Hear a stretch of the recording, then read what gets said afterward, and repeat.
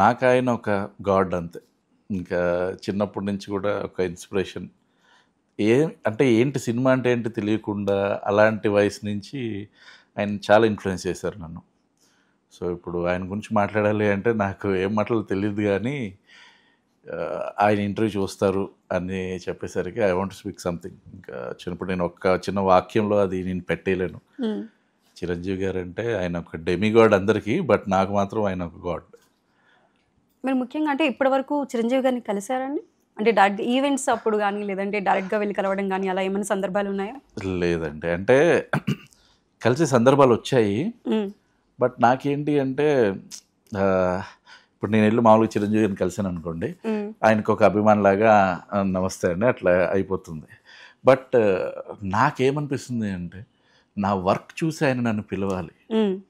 ఇప్పుడు నేను కూడా ఇండస్ట్రీలోకి ఆయన ఇన్ఫ్లుయెన్స్ చేయడం వల్ల అంటే ఆయన ఇన్స్పిరేషన్గా తీసుకుని వచ్చాను.